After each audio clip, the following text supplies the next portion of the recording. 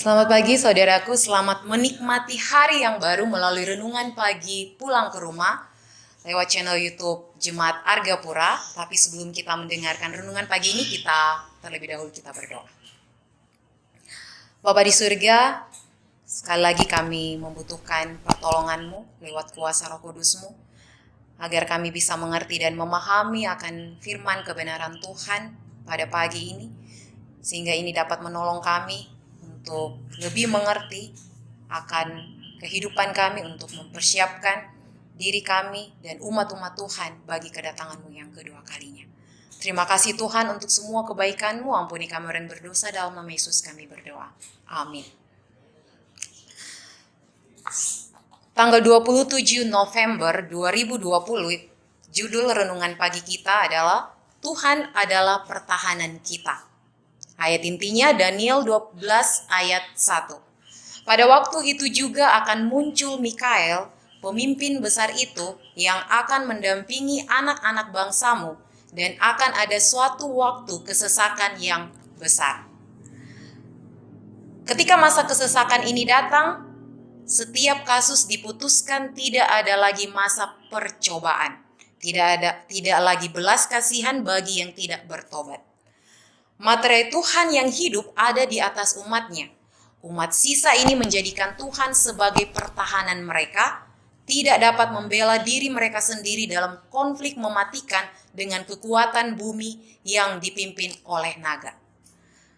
Jadi pada masa kesesakan nanti, umat Tuhan memiliki satu pertahanan yang sangat kuat, yaitu Kristus sendiri. Jadi umat-umat Tuhan ini akan mengalami kesesakan yang sangat hebat, dan mereka sangat membutuhkan kuasa Tuhan untuk bisa menolong mereka untuk bertahan dan berdiri teguh di dalam masa kesesakan ini. Semoga Tuhan membantu umatnya sekarang, karena apa yang dapat mereka lakukan dalam konflik yang menakutkan tanpa bantuannya. Jadi umat-umat Tuhan tidak bisa melewati masa kesesakan, masa kesukaran ini tanpa pertolongan Tuhan sendiri. Nah, bagaimana kita bisa mendapatkan pertolongan Tuhan kalau tidak ada hubungan kita dengan Tuhan secara pribadi hari demi hari? Di sini disampaikan kepada kita keberanian, ketabahan, iman, dan kepercayaan yang implisit kepada kuasa Allah untuk menyelamatkan tidak datang dalam sesaat. Rahmat surgawi ini diperoleh melalui pengalaman bertahun-tahun. Jadi pengalaman kita atau proses pertahanan kita tidak dibutuhkan hanya dalam waktu sesaat, hanya 1 hari ataupun 2 hari atau setahun atau 2 tahun, tetapi bertahun-tahun dan seumur hidup kita harus memiliki hubungan dengan Tuhan supaya kita bisa memiliki pertahanan yang kuat. Dengan kehidupan yang suci, upaya dan kepatuhan yang teguh akan kebenaran, maka anak-anak Allah menyegel nasib mereka. Ditimpa dengan godaan tanpa akhir, mereka tahu mereka harus melawan dengan kuat atau akan ditaklukkan. Jadi kalau tidak ada pertahanan yang kuat untuk kita melawan, maka kita bisa ditaklukkan oleh pengaruh-pengaruh iblis di akhir zaman ini. Dan biarlah kekuatan Tuhan selalu menyertai kita dalam kehidupan kita setiap hari. Teladan mereka yang layak akan menjadi penghiburan dan dorongan bagi umat yang akan dibawa ke masa kesukaran seperti yang belum pernah terjadi. Jadi teladan dari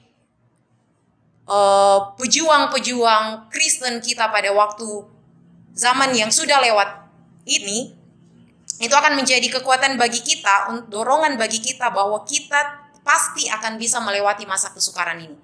Kita bisa lihat Yesus, kita bisa lihat Yakub, dan kita bisa lihat para nabi-nabi Tuhan, para utusan-utusan Tuhan yang sanggup melewati begitu banyak kesesakan dan penderitaan karena menyampaikan kebenaran Tuhan.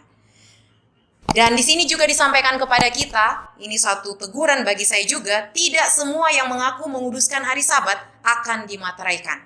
Bahkan ada banyak di antara mereka yang mengajarkan kebenaran kepada orang lain yang tidak akan menerima materai Tuhan di dahi mereka.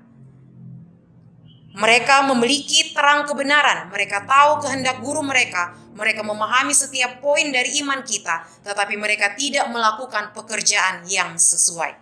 Mereka yang begitu akrab dengan nubuat dan harta kebijaksanaan ilahi seharusnya bertindak untuk iman mereka.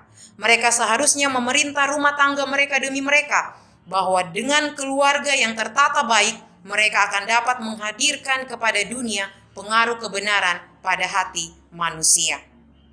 Dalam kehidupan ini kita akan menghadapi cobaan yang berapi-api dan membuat pengorbanan yang mahal, maka damai Kristus adalah upahnya. Jadi ini pelajaran bagi kita semua bahwa tidak cukup menjadi seorang pengikut hari Sabat, tidaklah cukup mengajarkan kebenaran kepada orang lain jika kita tidak melakukan pekerjaan yang Kristus berikan kepada kita, yaitu mengabarkan Injil ke seluruh dunia. Jadi biarlah ini menjadi kekuatan bagi kita semua, menjadi penuntun bagi kita semua untuk mempersiapkan diri kita bagi kedatangan Tuhan yang kedua kalinya. Kita tunduk kepala dan kita berdoa.